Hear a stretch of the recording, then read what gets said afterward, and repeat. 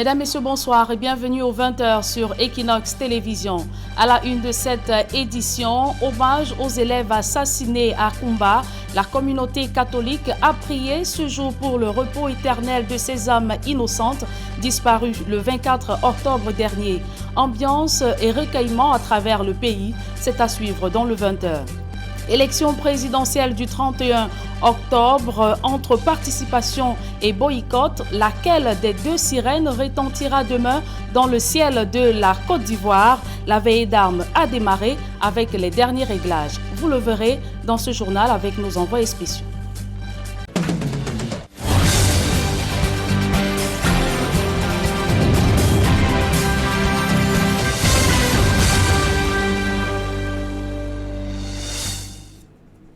Une fois de plus, bonsoir mesdames et messieurs et merci de nous recevoir chez vous.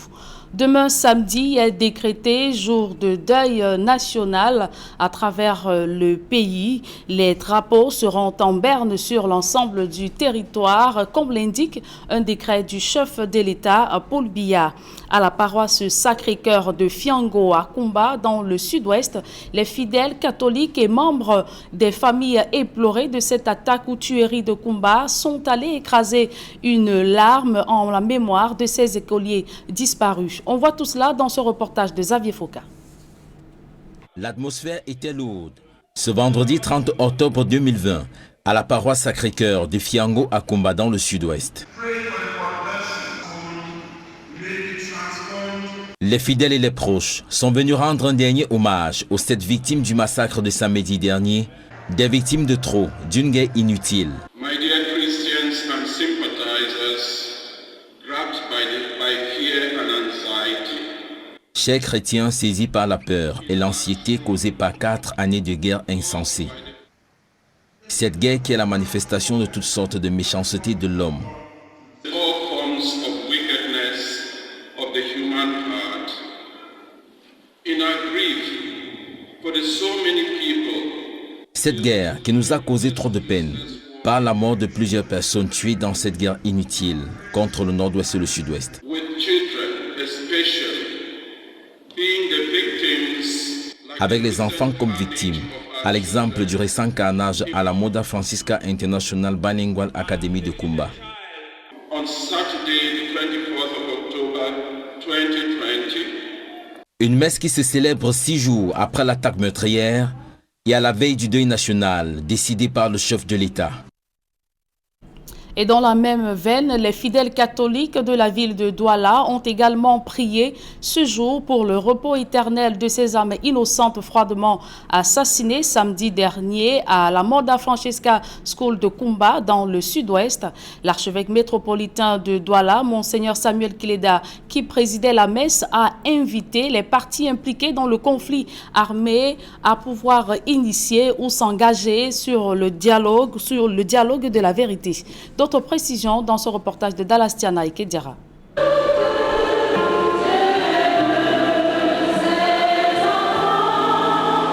Une messe en faveur à un retour à la paix en zone anglophone.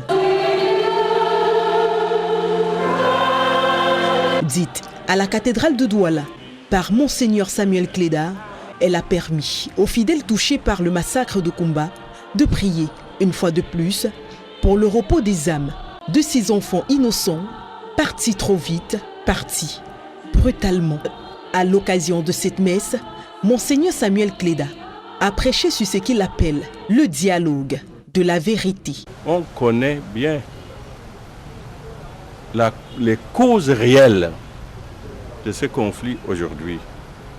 Mais il faut l'aborder, s'asseoir avec tout le monde, que les Camerounais se parlent.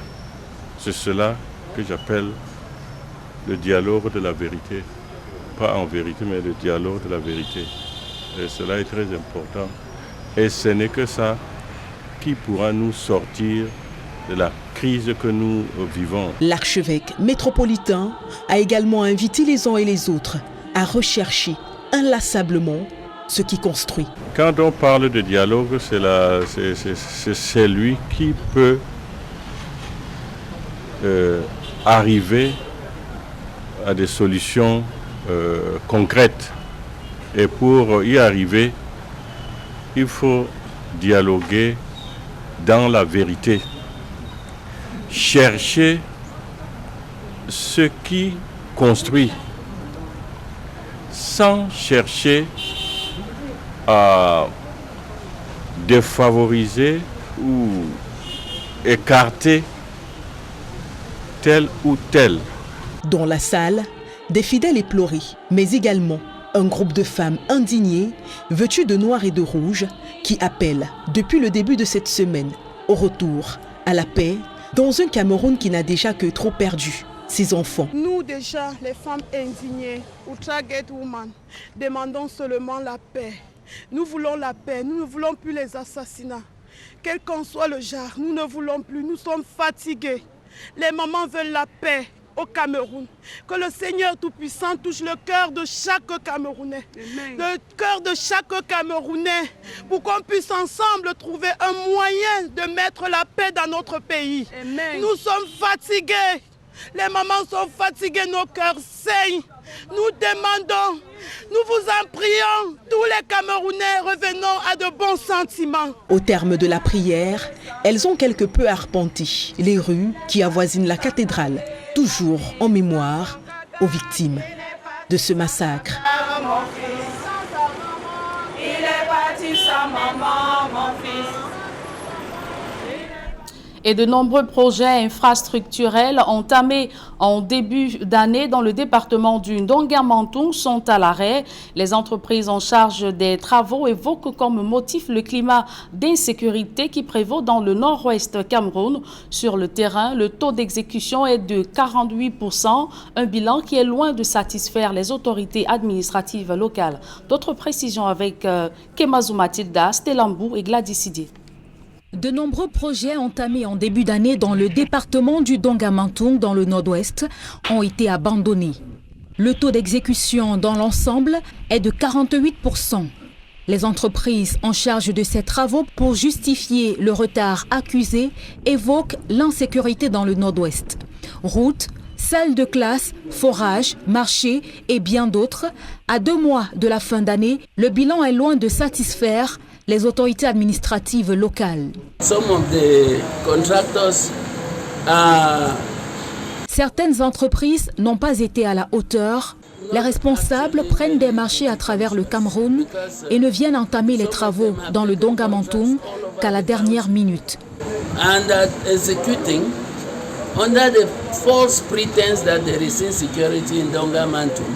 Ils prennent pour prétexte l'insécurité, ce qui n'est pas vrai. Ils méritent d'être sanctionnés. Les autorités administratives dans le département du Ndonga-Mantoung comptent prendre des mesures drastiques à l'avenir afin de contraindre les entreprises à respecter le cahier de charges qui leur sera confié pour la nouvelle année. Et dans le chapitre politique de ce journal, Maître Emmanuel Sim dénonce une décision cynique visant à écarter Mamadou Mota et plusieurs autres cadres et militants du mouvement pour la renaissance du Cameroun des futures compétitions électorales. L'avocat réagit ainsi au verdict rendu hier par la Cour d'appel du centre relativement à l'affaire liée à la mutinerie survenue à la prison centrale de Yaoundé le 22 juillet 2019. Maître Emmanuel Sim y voit un règlement de compte politique qui n'honore pas la justice camerounaise. Je vous propose de l'écouter. Spécialement du vice-président du MRC, M. Mamadou Yacouba Mota, sa peine est passée de 24 mois de prison à 18 mois de prison ferme. Cette décision peut paraître à première vue intéressante parce que la peine a été réduite, mais en réalité, cette décision nous choque parce que les personnes condamnées étaient parfaitement innocentes et nous avons essayé de démontrer leur innocence à la cour d'appel. Nous avons l'impression que ces magistrats, et je l'avais dit à l'audience, étaient plus des chargés de mission que des magistrats et des juges indépendants. On peut donc le regretter. Mais ce que je regrette de plus, s'agissant de nos militants qui ont écopé hier de 16 mois à 18 mois de prison, c'est qu'on a mis ainsi un terme à leur carrière politique. Parce que tout le monde sait que lorsque on a une peine de plus de 6 mois de prison, cette peine est inscrite automatiquement dans le casier judiciaire. Et s'il y a une élection, eh bien la personne condamnée ne peut pas se présenter parce que son casier judiciaire a été entaché par cette peine-là. J'ai le sentiment que la décision de la Cour d'appel a pour conséquence d'éliminer politiquement le président Mamadou Yacouba. Elle a pour but de l'empêcher demain d'aller obtenir des suffrages dans sa région à l'extrême nord où sa popularité devait être encore plus grande. Ce n'est pas normal qu'on fasse des règlements de compte politiques en utilisant la justice. Mais je peux vous dire que nous n'allons pas nous arrêter là et que nous allons continuer à nous battre pour que, enfin, dans ce dossier, justice soit rendue. Ce n'est pas la fin du combat. Le combat dans cette affaire va continuer. Présent sur la région de l'extrême nord Cameroun, où une centaine d'ex-combattants de la secte Boko Haram ont déposé des armes pour rejoindre des camps de désarmement et de réinsertion sociale. En visite dans la région, Fayengo Francis, coordonnateur du dit comité, annonce le déblocage de la somme d'1 milliard de francs CFA pour la construction du centre de Mémé. C'est dans le Mayo-Sava. Nadine Yambou et Amadou Dairo. Après des années de lutte aux côtés de la secte islamiste Boko Haram à l'extrême nord, ce sont plus d'une centaine de membres du groupe terroriste, en plus des femmes et enfants, à déposer les armes. La mine serrée, le regard hagard, c'est avec le cœur meurtri par la souffrance qu'ils décident de se rendre aux autorités administratives. Un retour aux sources salué par les chefs traditionnels. Nous sommes contents parce que ce ne sont plus des combattants. C'est ex. Ils sont rentrés, ils sont chez eux. C'est les Camerounais qui étaient mal orientés. Ils sont revenus. On doit les accueillir. Ces ex-combattants de Boko Haram ont ainsi rejoint le Comité national de désarmement et de démobilisation de Méry, portant ainsi à 260 le nombre de repentis ayant renoué avec la vie normale après la vague de 150 autres. Parmi eux, de nombreux enfants sacrifiés au prix d'une guerre sans merci. Aujourd'hui pris en charge, ils bénéficient d'un encadrement de volontaires afin de faciliter leur réinsertion au sein de la société. Ces enfants sont, je dirais, ils sont traumatisés, donc c'est pour les ramener, pour qu'ils se sentent à l'aise comme d'autres enfants. Donc c'est dans ce but-là que j'ai pris la volonté de les encadrer. Venu s'enquérir de la situation sur le terrain, Fayengo Francis, le coordonnateur du Comité national de désarmement et de réintégration des ex-combattants, annonce le déblocage d'1 milliard de francs CFA pour la construction d'un centre à Mémé dans le Mayo-Sava. C'est un centre qui, à la fin des travaux, peut prendre 1000 enfants. C'est pour cela que j'ai demandé aux enfants à Mora, et je viens de demander à ceux qui sont ici, de nous aider aussi pour que leurs amis sortent, pour que leurs frères et sœurs sortent. Parce que ce centre sera pour eux et ça sera aussi pour les enfants de la localité. Bâti sur une superficie de 13 hectares avec une capacité d'accueil de 1000 places, les travaux de construction de ce centre débuteront d'ici janvier 2021. Paul Biya va en guerre contre les agences de voyage qui continuent d'imposer des frais de paiement des toilettes publiques dans la région de l'Est Cameroun et ce, en violation de la décision du ministre des Transports. Mais ne vous me prenez surtout pas, il ne s'agit pas du chef de l'État, Paul Biya, mais du nouveau délégué régional des transports de la région de l'Est, Benjamin Issam. Un voyageur peu ordinaire dans les agences de voyage de Bertois, le délégué régional des transports, accompagné de ses collaborateurs, vient de lancer, sur instruction du ministre des Transports, l'opération Zéro Accident dans la région de l'Est. La campagne vise 2 objectifs majeurs. Nous avons demandé aux autres d'insister sur le respect des mesures barrières des toilettes qui doivent être gratuites. Parce qu'il faut reconnaître que depuis l'incident que nous connaissons tous, le ministre a rappelé que les toilettes sont gratuites pour les passagers. Donc nous avons veillé à ce que cette instruction-là soit également respectée. La propreté des toilettes, surtout leur gratuité aux passagers, l'effectivité des halls d'embarquement, la vérification des bordereaux et le respect des règles barrières.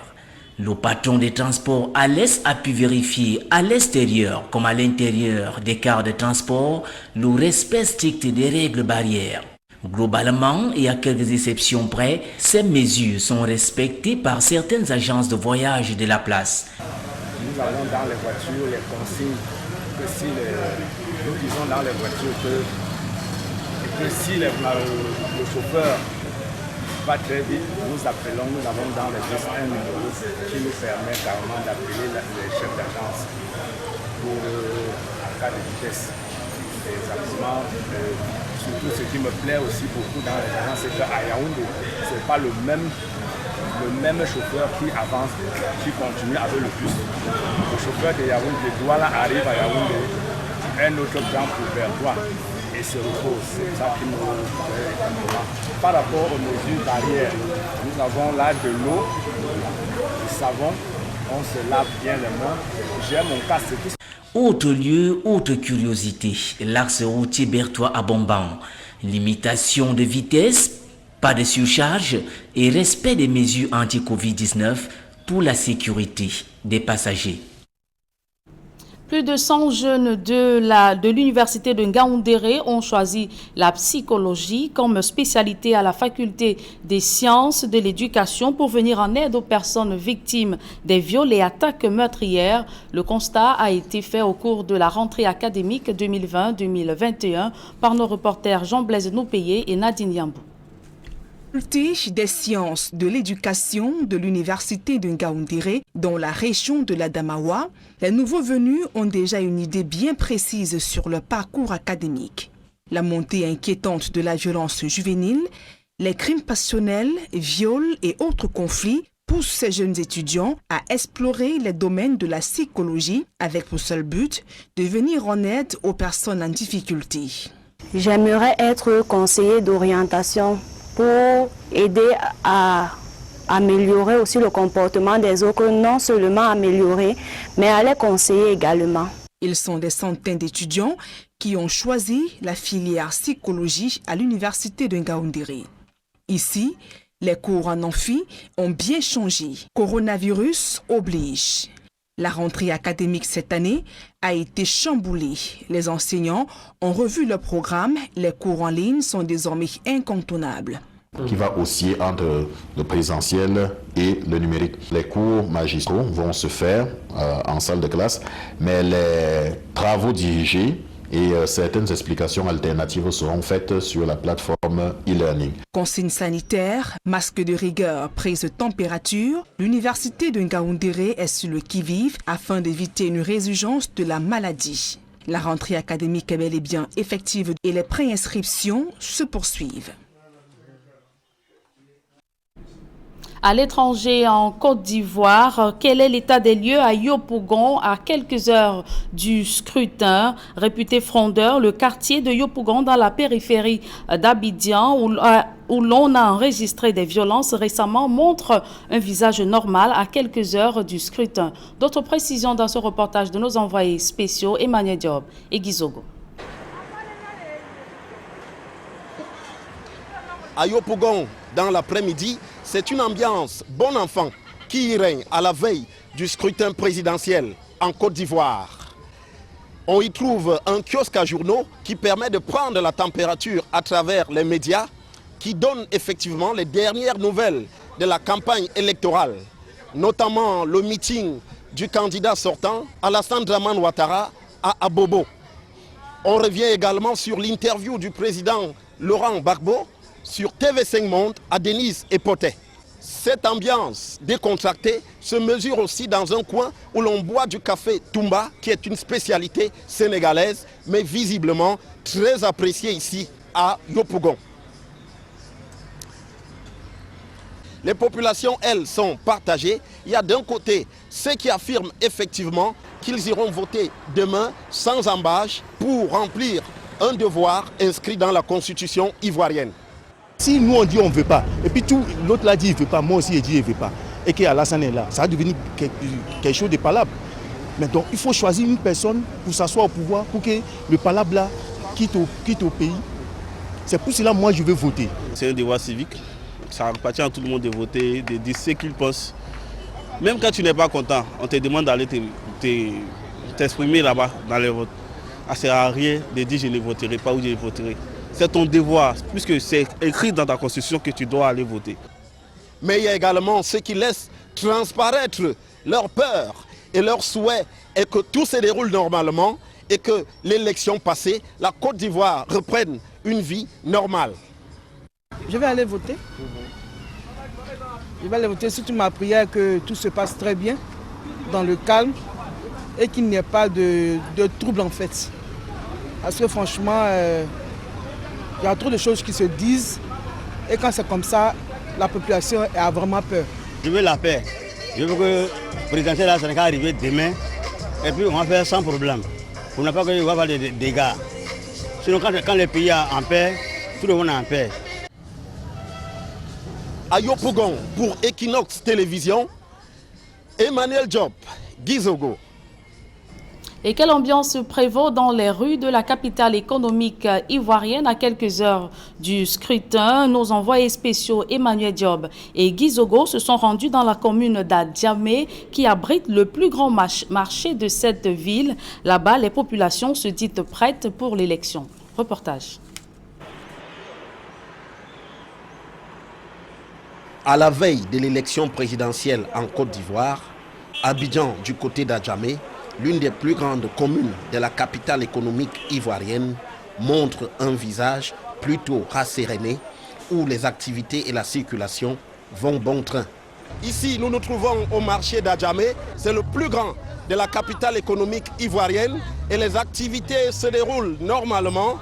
Les Ivoiriens font leurs emplettes et les ménagères sont très nombreuses ici dans ce marché où l'on vend aussi énormément de produits, notamment les pagnes qui sont une tradition ici en Côte d'Ivoire, notamment pour la communauté du Nord composée souvent de musulmans.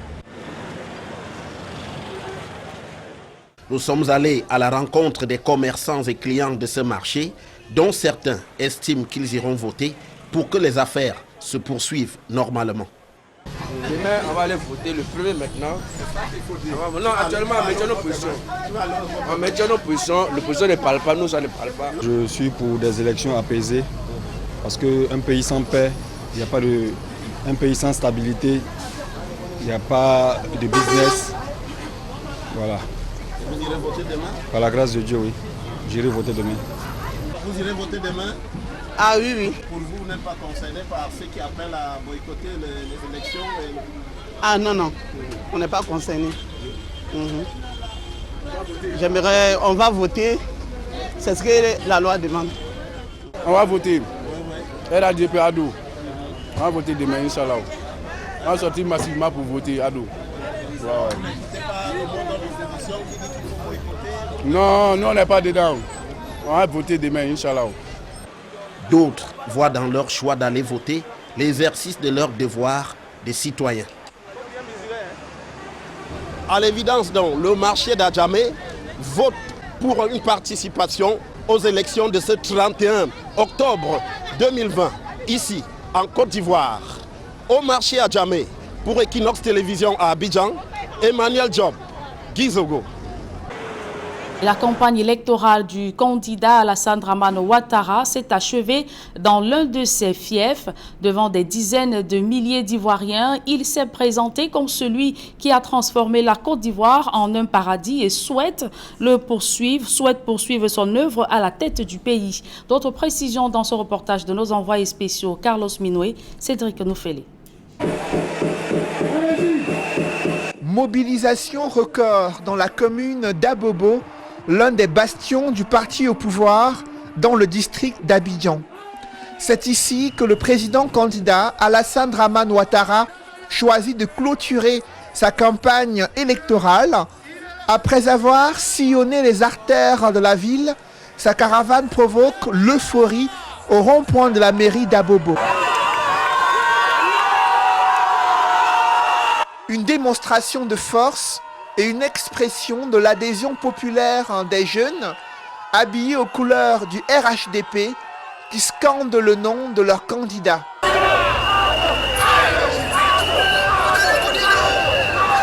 Galvanisé devant ces scènes de liesse, Alassane Dramane Ouattara appelle ces jeunes Ivoiriens à un vote massif en faveur de celui qui leur apporte la prospérité et le développement socio-économique. Il y a les universités, grâce à eux, il y a la nourriture, grâce à eux, il y a la sécurité. La Côte d'Ivoire, c'est un paradis. La Côte d'Ivoire est un paradis. Il faut préparer, que vous ne laissez pas distraire. Vous allez voter massivement pour montrer que c'est vous qui avez demandé à Ado d'être candidat. Ado est votre candidat. Pour lui, n'est-ce pas? Vous allez voter massivement. Sur la scène, le président candidat ne manque pas de s'associer à l'un des hommes politiques les plus populaires de la contrée, son directeur national de campagne électorale, par ailleurs Premier ministre et maire d'Abobo, Ahmed Bakayoko.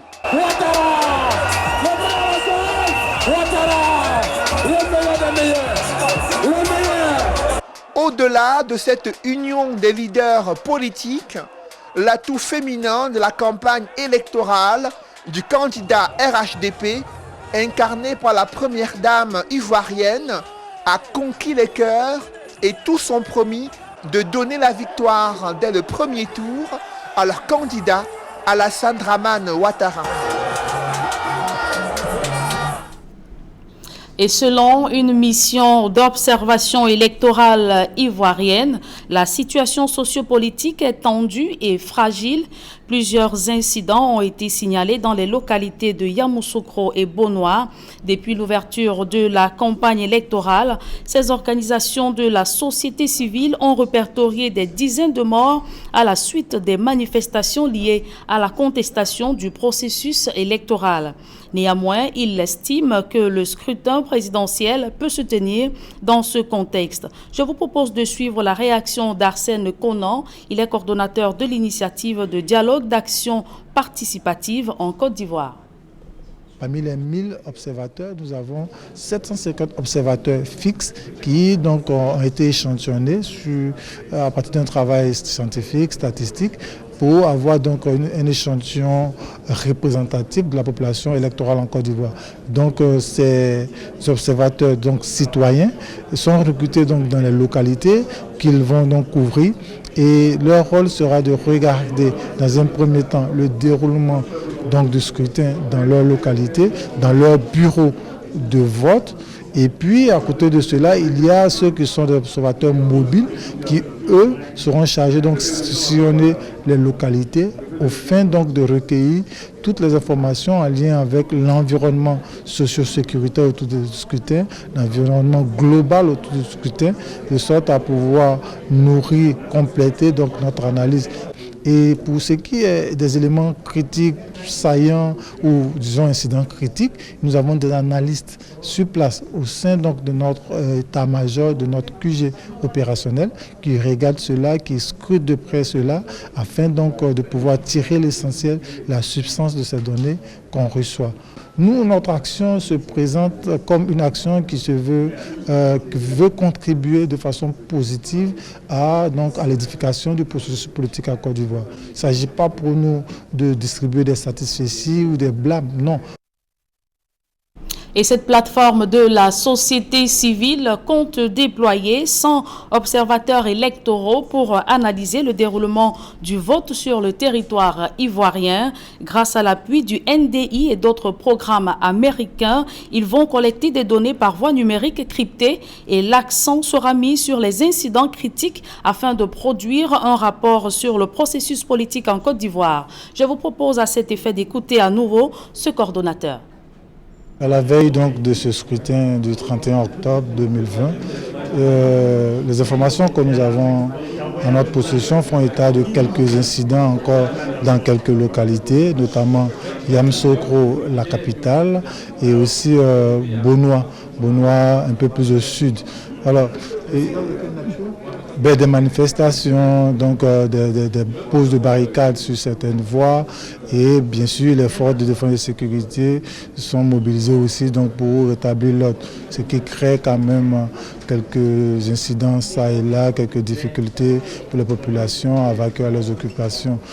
Il serait difficile à ce jour de faire un bilan exhaustif, mais selon les chiffres que nous avons, déjà en termes de dégâts en perte en vies humaines, on note entre un minimum de 30 pour c'est les chiffres les moins élevés, 30, et un minimum de 70 personnes qui ont perdu la vie suite à ces incidents qu'on enregistre depuis, disons, quelques semaines, voilà, à la faveur donc, de cette période préélectorale en Côte d'Ivoire.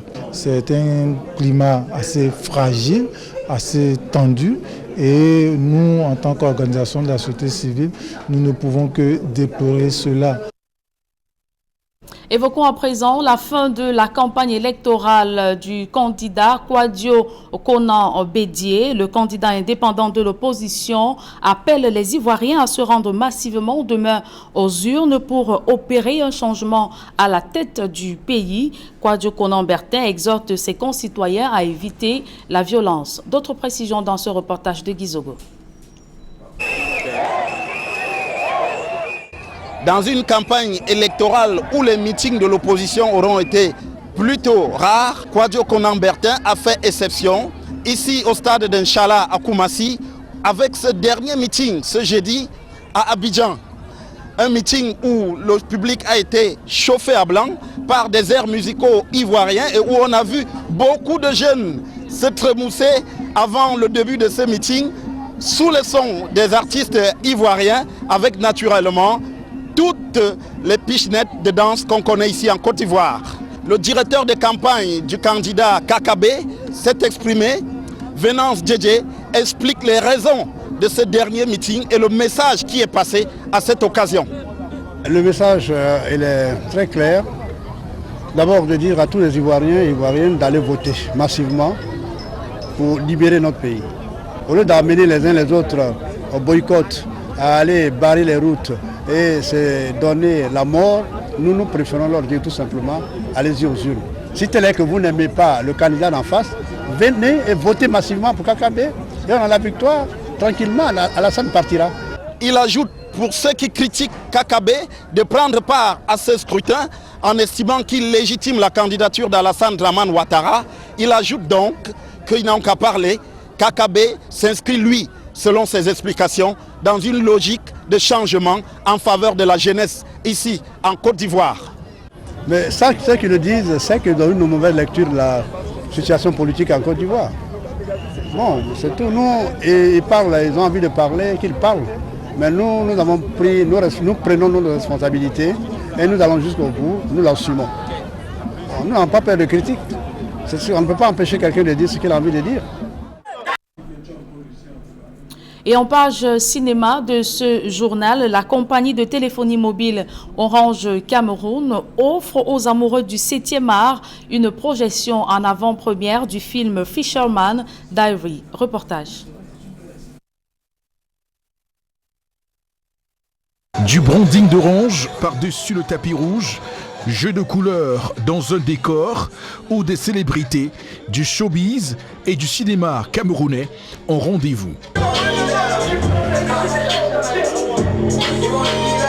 En cette nuit de gala à Canal Olympia Douala Bessengue, c'est l'avant-première du film camerounais Fisherman's Diary qu'accompagne Orange Cameroun dans le cadre d'une tournée nationale de projection. Cette projection spéciale aujourd'hui à Canal Olympia Douala Bessengue entre en droite ligne dans notre stratégie de promotion de la culture et du cinéma camerounais. Promouvoir les talents camerounais, le défi est de taille pour Orange Cameroun et Kankentus Production.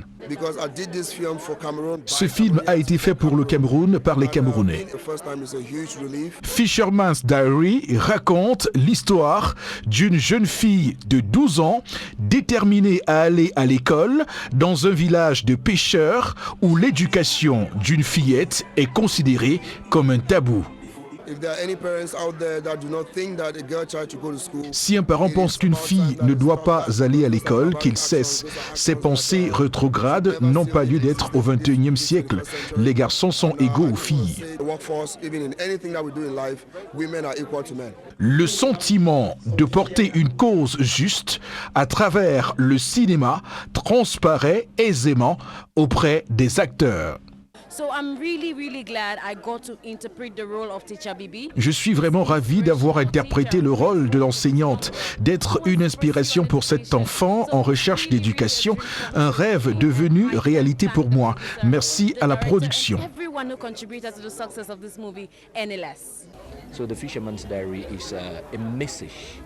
Le film Fisherman's Diary est un message pour les parents qui tuent le rêve merveilleux de leurs enfants.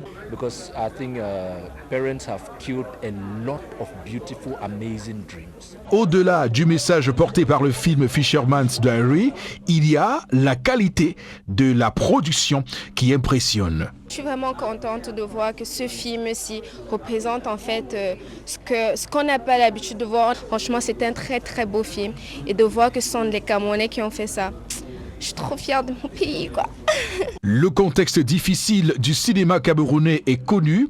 12 longues années entre 2005 et 2017 où les salles de cinéma étaient fermées. Avec le peu de moyens que nous avons, des fois nous ne parvenons pas parce que voilà, il n'y a pas assez de budget. Donc maintenant, comme Orange commence déjà à marquer son empreinte et accompagner, je crois qu'il y a beaucoup de bonnes choses qui arrivent. Les gens nous donnaient le pion longtemps avant parce qu'ils étaient soutenus par de très grandes structures. Donc si aujourd'hui, chez nous, une structure comme Orange se décide de soutenir et croire à la culture de chez nous, ça peut que faire chaud au cœur. Fisherman's Diary sera également projeté à Boya le 30 octobre, Limbé le 31, Yaoundé 21 novembre, Mbouda 28 novembre et Bamenda le 12 décembre 2020.